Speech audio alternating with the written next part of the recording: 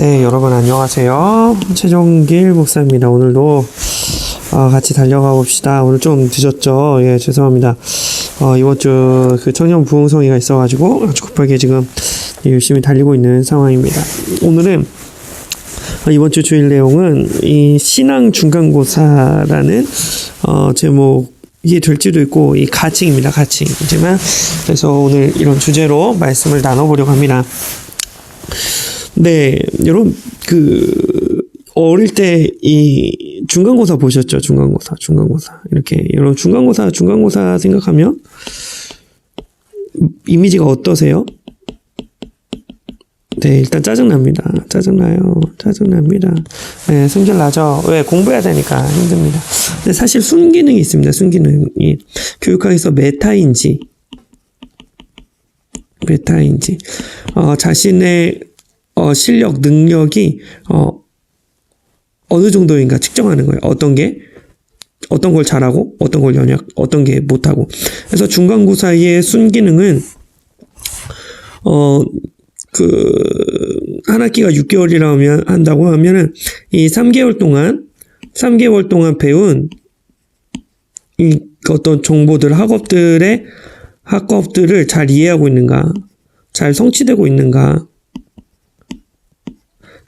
확인해 보는 게 바로 이 중간고사의 기능입니다. 그래서 우리가 중간고사를 보면 메타인지가 높아져요. 그래서 내가 수학은 부족하고 영어는 잘하고, 특별히 그 수학에서 어떤 부분이 부족한가, 함수가 부족한가, 방정식이 부족한가, 그래서 이제 그 부족한 부분을 보완할 수 있게 되죠. 그래서 결과적으로 학습 능력이 높아지게 됩니다. 이런 것처럼, 예수님께서 우리에게 지상명령을 주시고 가십니다.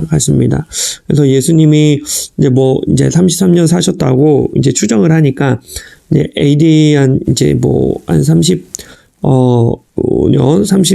3년 이렇게 학자들마다 이제 달라지는데, 그렇게 이제 사시고 승천하신 다음에, 그 요한계시록은 AD 약 90년 정도에 그 소아시아 일곱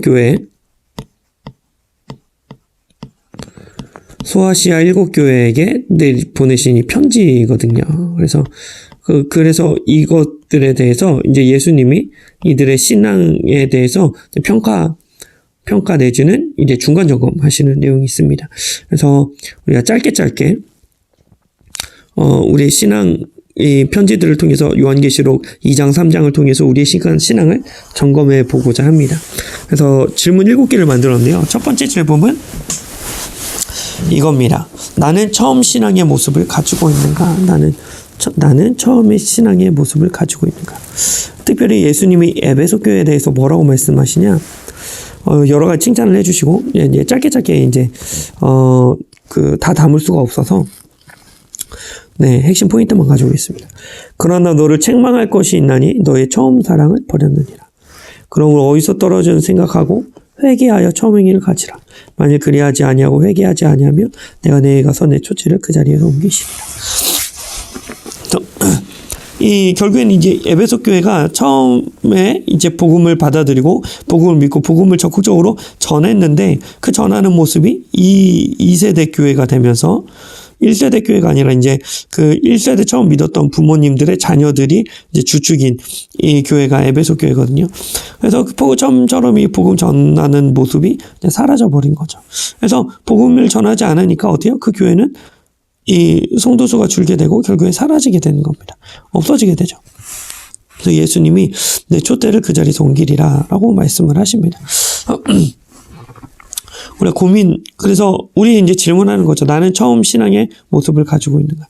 여러분, 처음 예수님을 만났을 때 어떤 신앙의 모습을 가지고 있었습니까? 네. 늘 하나님 얘기만 하고 간증하고 그런 일들이 있지 않았겠습니까? 그런 내가 처음 신앙의 그 모습, 처음 간격의 그 모습, 처음에 은혜 받았을 때 반응했던 그 모습을 지금도 가지고 있나?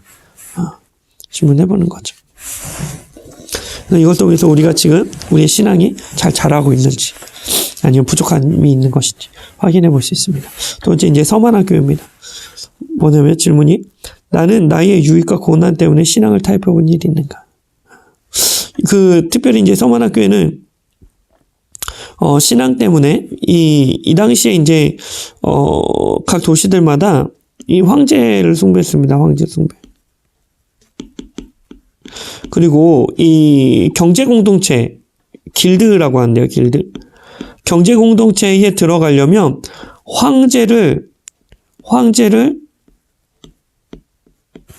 자기 주인으로, 신으로 고백해야 했습니다. 그러다 보니까 그리스도인들이 신앙을 지키려면 이 경제 활동을 포기했어야 됐어요. 아주 심각한 상황이죠. 그래서 많은 기독교인들이 핍박을 받았는데 예수님 뭐라고 말씀하시냐? 서만학교에게 이미 고통을 많이 당하고 있는 교회에게 예수님 말씀하시냐? 볼지어다 마귀가 장차 너희 가운데서 몇 사람을 오게 던져 시험을 받게 하리니 너희가 10일 동안 환난을 받으리라. 내가 죽도록 충성하라. 그리하면 내가 생명의 관을 내게 주리라. 열심히 핍박을 잘 견디는 교회에게 핍박이 없게 해주겠다, 편안하게 살게 해주겠다, 뭐 물질의 복을 더해주겠다, 이게 아니라 너희가 더 큰 환난을 받을 것이다. 죽도록 충성해라. 무슨 말이에요? 죽으라는 거죠. 죽기까지 충성하라는 거예요. 죽을 수도 있다라고 예수님 말씀하시는 거예요. 너희가 신앙 때문에 죽을 환경이 놓여지면 타협하지 말고 죽어라. 이게 예수님이 우리에게 말씀하시는 신앙의 수준입니다. 그래서 우리 질문해 보는 거. 나는 나의 유익과 고난 때문에 신앙을 타협해본 일이 있는가? 요즘 한국 교회는 고난 때문에 신앙을 타협하는 게 아니라 어때요? 나의 유익 때문에 신앙을 타협하는 경우가 정말 많죠. 넘어가겠습니다. 버가모 교회입니다. 연기실 24장 그러나 내게 두어 가지 책망할 것이 있나니 거기 내게 발람의 교훈을 지키게 한 자도 있더라. 발람이 발락을 낳지 이스라엘 자손 걸림돌로와 우상의 제물을 먹게 하였고 생동을 행음하게 하였느라. 버가모 교회에 어떤 일이 발생했냐? 이 왕을 신으로 모시는 그 신전 행사에 이스라엘 교회 초대교회가 막 참여하는 일들이 발생하는 거예요. 신앙을 타협하는 일. 누가 봐도 그리스도인으로서 참여하면 안 되는 그 자리에 그리스도인들이 막 가기 시작한 거예요. 가서 부정한 이익을 누리고 신을 왕으로 왕을 신으로 고백해서 내려오는 경제적 혜택을 누리고 믿음을 타협한 거죠. 뿐만 아니라 그런 음란한 문화에 막 참여하고 있는 거예요. 그래서 질문입니다. 나는 나의 욕심 때문에 그리스도인으로서 부끄러운 일에 가담해 본 적이 있는가? 우리 질문해 봐야 되는 겁니다. 다음 두아디아교회입니다. 이 두아디아교회 예수님 말씀하시는데 뭐라고 하냐면 그러나 내게 책망할 일이 있노라. 자칭 선지자라는 여자 이세벨을 내가 용납함이니 그가 내 종들을 깨어 흥음하게 우상의 제물을 먹게 하는데 이 교회에 어떤 일이 있었냐? 그 교회 장로나 목사가 아니에요. 근데 어떤 권력을 가지고 있는 자칭 선지자라고 하고 있는 영향력 있는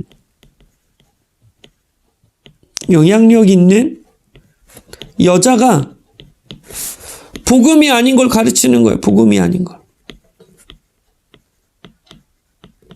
복음이 아닌 걸 가르치는데 이 두아디라 교회의 많은 성도들이 이 잘못된 가르침에 현혹이 돼버리는 거예요. 현혹.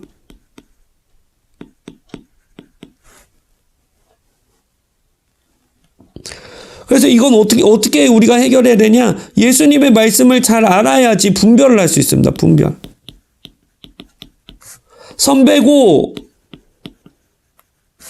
뭐 봉사 많이 하고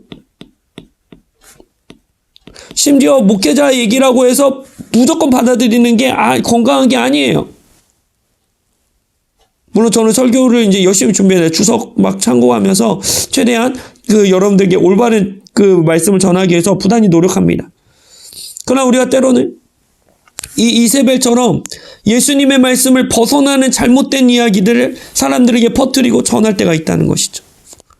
질문이에요.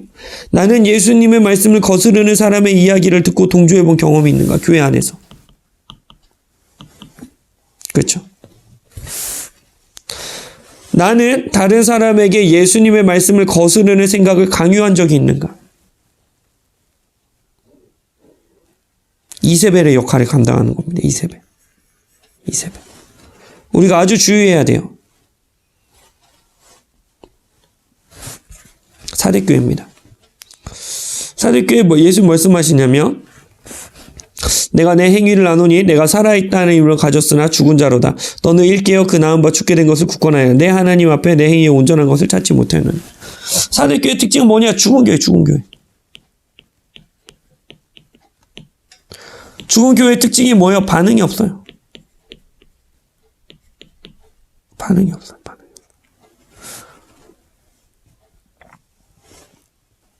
그래서 예수님을 믿는다는 믿음이 있다고는 하지만 세상에서 아무런 영향력이 없는 거예요. 세상 사람들과 꼭 똑같이 생활하면서 예배 한 번 드리는 거예요.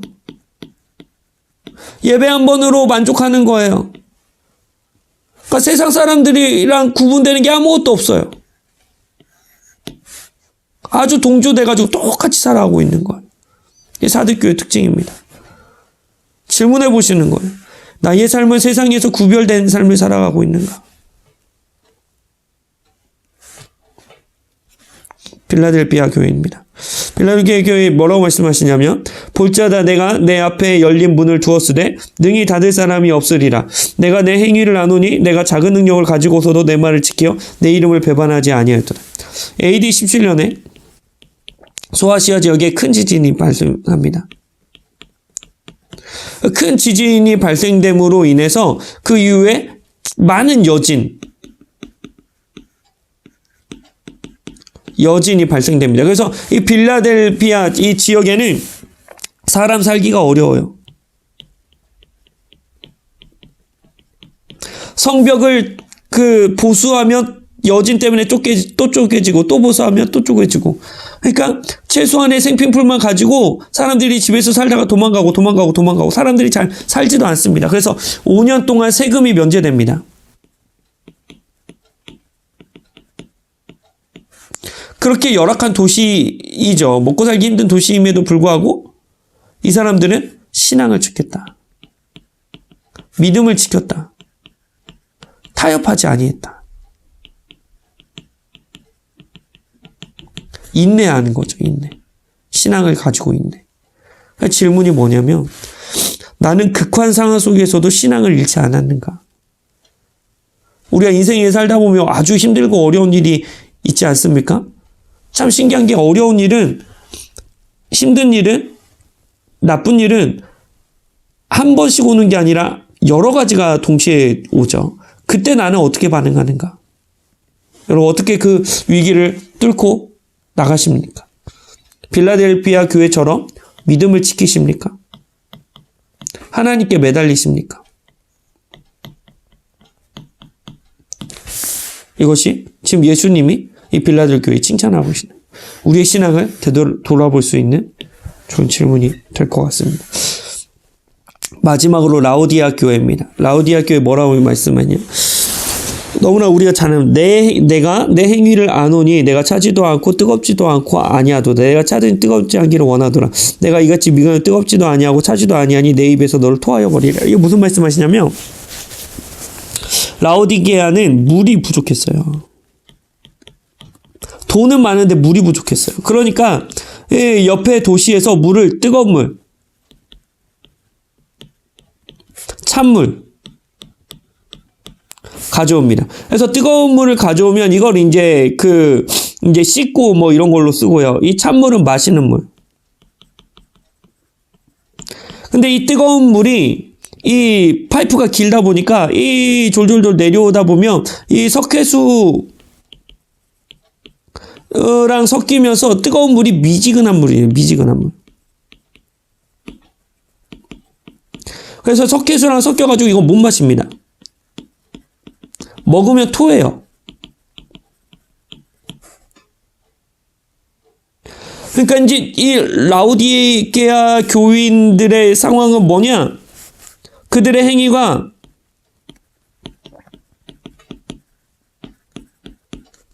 토 나오는 거죠. 토 나오는 거예요.